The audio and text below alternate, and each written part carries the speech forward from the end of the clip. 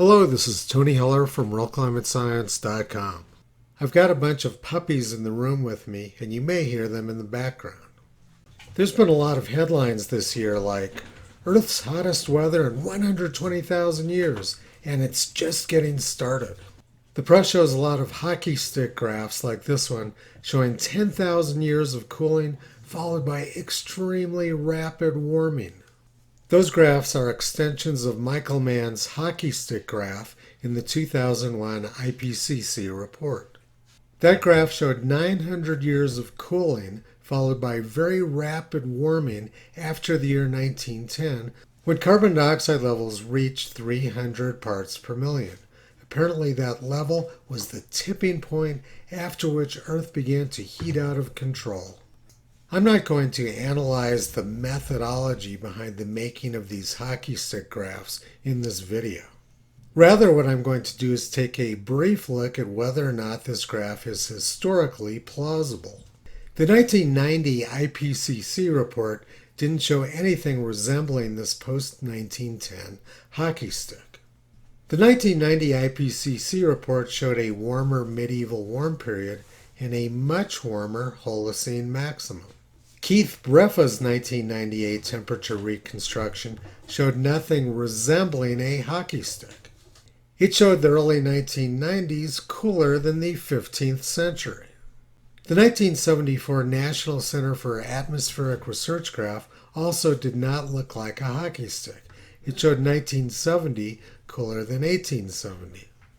The 1975 National Academy of Sciences graph also looked nothing like a hockey stick. Michael Mann's hockey stick graph doesn't even vaguely resemble prior research. For the rest of this video, I'm going to focus on the Holocene maximum around 6,000 years ago.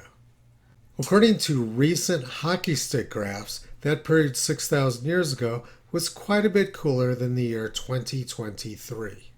So let's take a look at what was actually going on 6,000 years ago. The Arctic Ocean may have been periodically ice-free. But there's lots of sea ice now, so the Arctic must have been much warmer 6,000 years ago. Let's take a look at some other evidence. This 5,000-year-old tree stump in northern Canada is located at the edge of the Arctic Ocean. The tree line currently is 80 to 100 kilometers further south than it is now, so it must have been much warmer there 5,000 years ago. These are some ancient tree stumps in western Canada, which until a few years ago were buried under glaciers. So we know that 7,000 years ago, trees grew at much higher altitudes than they do now. Once again, this is an indication that the climate used to be much warmer. It was the same story in Siberia. Trees grew nearly to the edge of the Arctic Ocean, and mean July temperatures along the northern coastline of Russia may have been 2.5 to 7 degrees Celsius warmer than now. And it is the same story in Austria. 9,000 years ago, trees grew at much higher elevations than they do now. These graphs are from Hubert Lamb's classic book, Climate History in the Modern World. These graphs show that 5,000 years ago, trees grew at much higher elevations in both America and Europe.